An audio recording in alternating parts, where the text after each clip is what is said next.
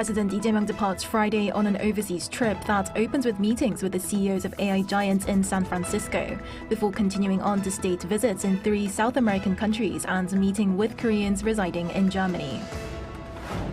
The US has finalized tariffs of up to 12.5% on South Korea and dozens of other trading partners over forced labor import concerns as a temporary 10% global tariff expires. In the Middle East, President Trump has warned of an unprecedented US military strike against Iran, saying Washington is prepared to act alone as tensions escalate following 12 straight days of American airstrikes.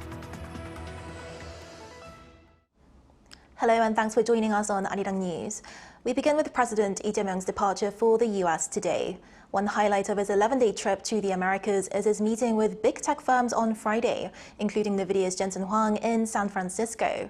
Our Blue House correspondent Yoon Jung-min takes a closer look.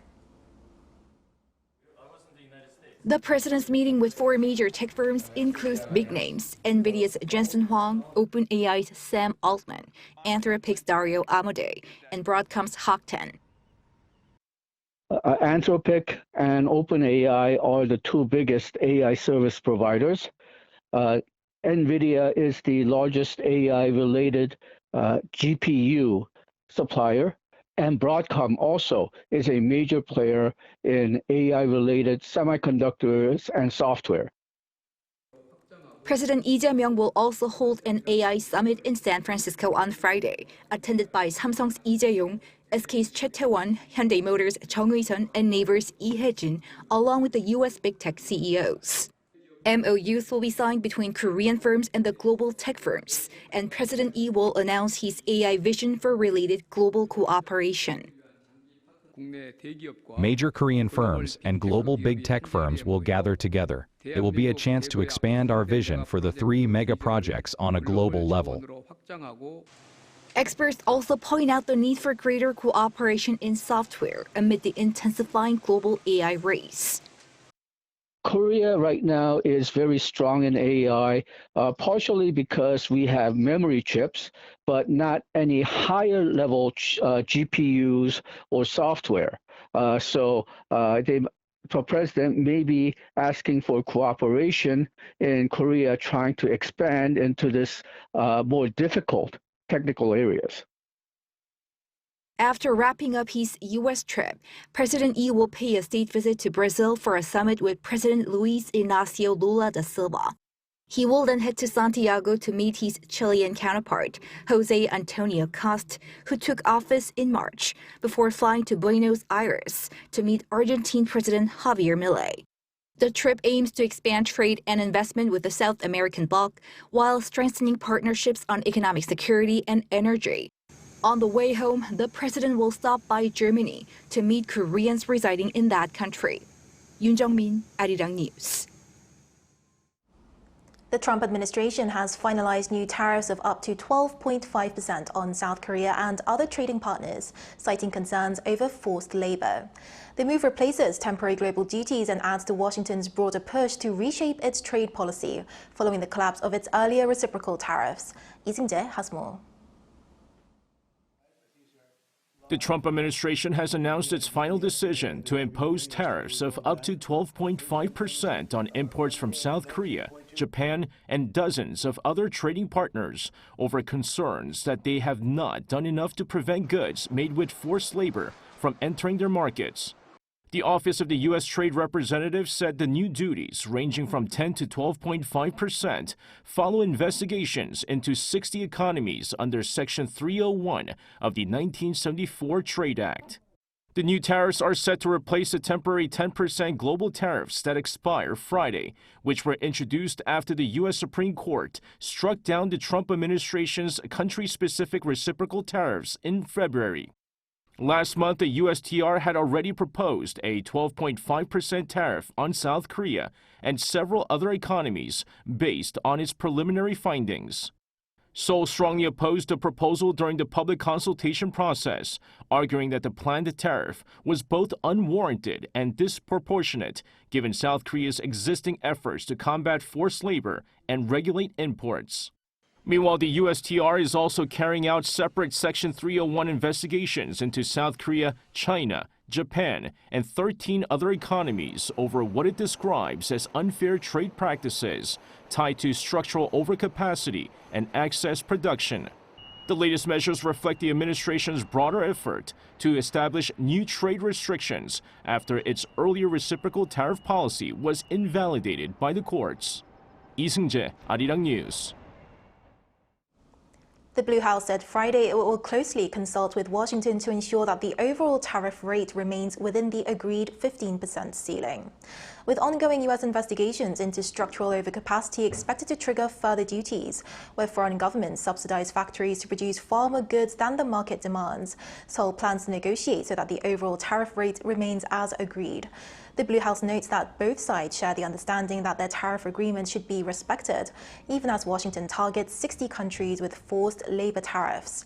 Korea had previously secured the 15% tariff rate down from 25% through a bilateral trade agreement with the U.S. last year.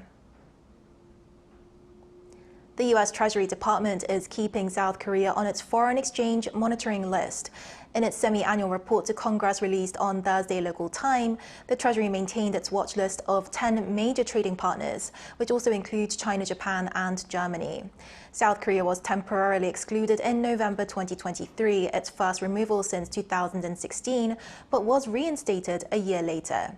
Economies are monitored if they meet 2 of 3 U.S. criteria: a bilateral trade surplus of at least $15 billion, a current account surplus of at least 3% of GDP, or a persistent one-sided intervention in currency markets.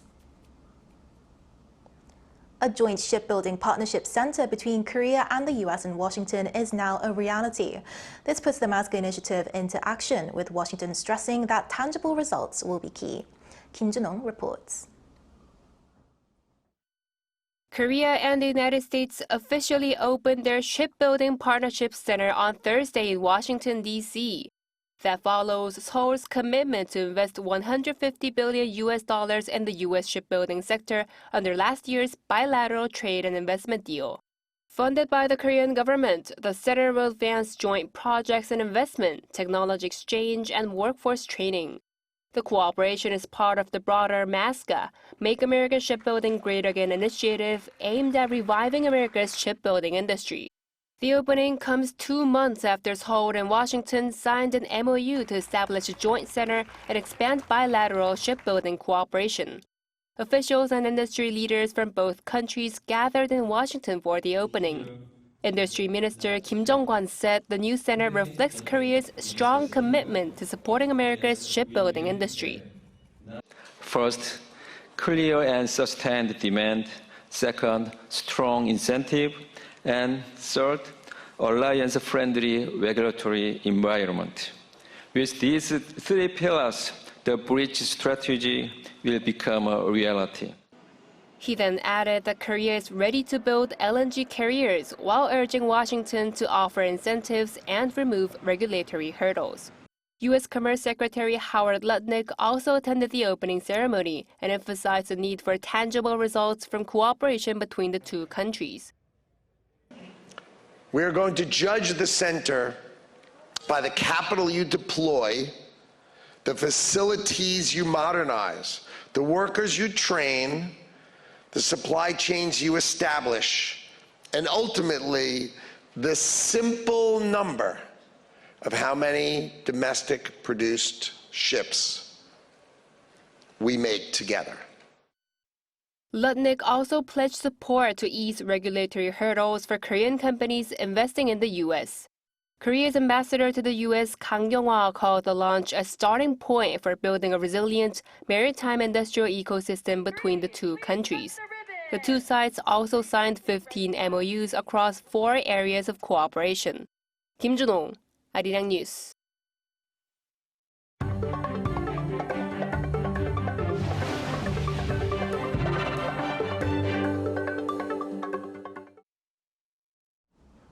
U.S. President Donald Trump warns that an unprecedented military attack on Iran is imminent. The threat follows 12 days of U.S. airstrikes, recent Houthi attacks on Saudi oil tankers, and reports that Tehran is actively arming rebels in Yemen. Kim Do-yeon reports. U.S. President Donald Trump is warning of an unprecedented military attack against Iran as regional tensions escalate. In an interview with Axios released on Thursday, Trump stated he is close to launching strikes that will be bigger than ever before. This follows 12 straight days of U.S. airstrikes against Iranian targets. Trump noted that while Israel would join a U.S. attack within 2 minutes if asked, Washington is fully prepared to act alone. Trump's threat comes Yemen's Houthi rebels declared a naval blockade on Saudi Arabian ships in the Red Sea, recently targeting 2 Saudi oil tankers. Trump warned that the U.S. will hold Tehran responsible for any further Houthi attacks, calling the rebels an Iranian proxy and promising severe military retaliation. Speaking at an event in Washington on Thursday, Trump downplayed Iran's remaining military capacity. We've knocked out their Navy, their Air Force, all of their radar, most of their capability in terms of manufacturing. Their drones are down 84%, their missiles are down 91%. They have no radar, they have no anti-aircraft, they have no nothing, other than they're mean and they're smart, and they still have some capability. Meanwhile, a Reuters exclusive reports that Tehran is actively strengthening its Houthi allies. Iran reportedly flew Islamic Revolutionary Guard Corps commanders, new missile systems, and gold into the Yemeni port city of Hodeidah on July 13th to fund and bolster Houthi operations. Amid fears of an escalating conflict, the U.S. House of Representatives passed a resolution 214 to 208 requiring congressional approval for war with Iran. Kim Do-yeol, Arirang News. Foreign Minister Cho Yeon has wrapped up 2 days of ASEAN-related meetings in Manila, rallying regional support for Seoul's diplomatic priorities and expanding cooperation on economic and security challenges. Our Oh Si-young reports. Foreign ministers from across the Indo-Pacific have called for renewed dialogue with North Korea, while reaffirming the need for denuclearization and compliance with UN Security Council resolutions. The message came at the ASEAN Regional Forum in Manila, the region's only multilateral security forum in which both Korea and North Korea are members, although Pyongyang stayed away for a second consecutive year. Foreign Minister Cho Yeon said on Thursday that peace and stability on the Korean peninsula remains essential to regional security and prosperity. He said Seoul would keep walking towards peaceful coexistence and shared growth, but stressed that one-sided efforts cannot succeed. Cho called on Pyongyang to respond to Seoul's efforts to resume dialogue and cooperation and urged the ASEAN Regional Forum to play a constructive role in reducing tensions. Many of the 27 participating members expressed concern over North Korea's continued nuclear and missile development. They emphasized both the denuclearization of the Korean peninsula and the importance of bringing Pyongyang back to dialogue. The meeting also adopted the Manila Plan of Action, setting out the forum's direction for confidence building, preventive diplomacy, and security cooperation for the next decade. At the East Asia Summit Foreign Ministers meeting later in the day, Cho again sought support for resolving Korea Peninsula issues through dialogue and diplomacy. On the South China Sea, he stressed that freedom of navigation and overflight must be guaranteed, and that any code of conduct should comply with international law and protect the rights of third countries. Participants also called for unhindered humanitarian assistance in Myanmar, while expressing concern over renewed tensions around the Strait of Hormuz. Cho said the free and safe passage of all vessels must be protected in international waters. The meetings followed the ASEAN Plus 3 Foreign Ministers meeting, where Korea, Japan and China discussed closer cooperation with the 11 ASEAN members. Amid growing geopolitical and economic uncertainty, Cho proposed strengthening practical cooperation in areas including supply chains, digital transformation and responses to regional challenges. Wrapping up his Manila schedule, Cho co-chaired the Korea-Mekong Foreign Ministers meeting with his Thai counterpart. Marking 15 years of cooperation, the two sides adopted a statement outlining priorities for the next 5 years. These include digital innovation, climate resilience and smart agriculture, backed by Korean development assistance and the Korea-Mekong Cooperation Fund.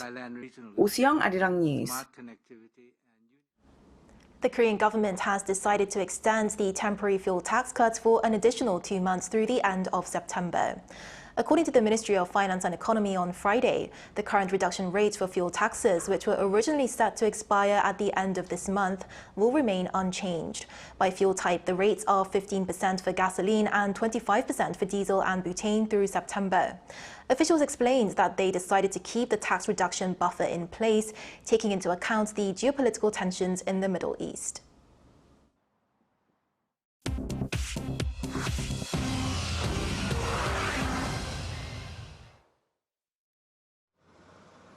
This is the world now.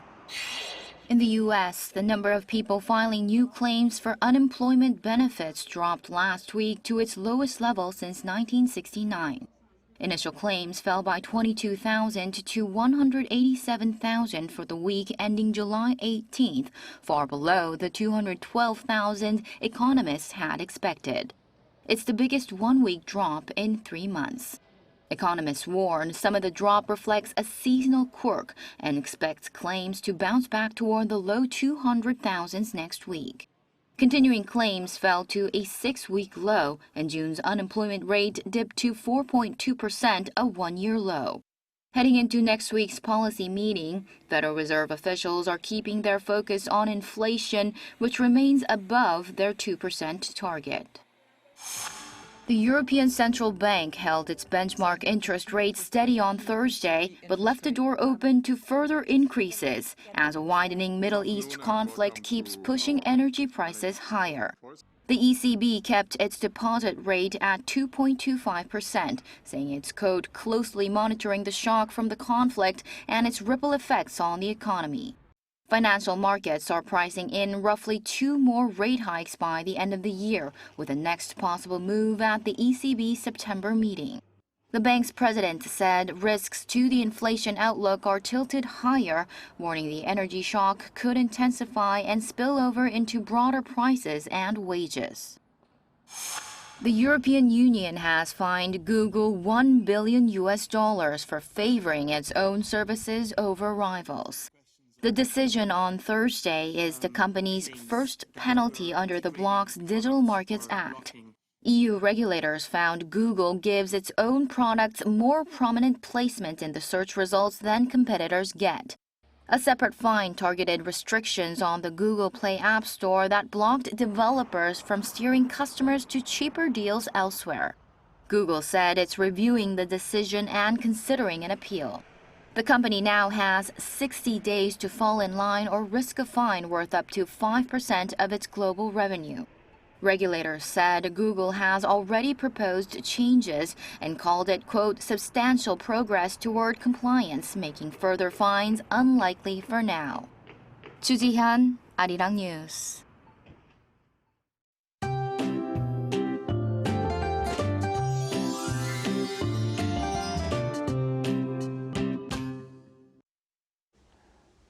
Heat is building up fast with monsoon rain forecast to take a break in many parts.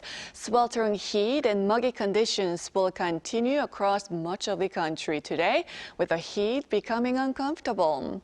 Heat wave alerts have been expanded to more regions, including the capital area, and Pohang could see a high of 38 degrees Celsius this afternoon. Meanwhile, the central region will remain under the influence of the monsoon front. Northern parts of Gangwon-do province could get up to 80 millimeters of showers, while parts of southern provinces could see some passing showers during the day. And this afternoon, Seoul will be getting up to 32 degrees Celsius. Gwangju and Busan will be topping out at 34 degrees. Daegu, Gyeongju will be at 36 degrees. Please stay hydrated and avoid outdoor activities. On and off rain will affect the capital area through early next week. But once the monsoon rain clears out of Central Korea on Monday, a more intense heat wave is expected to settle in.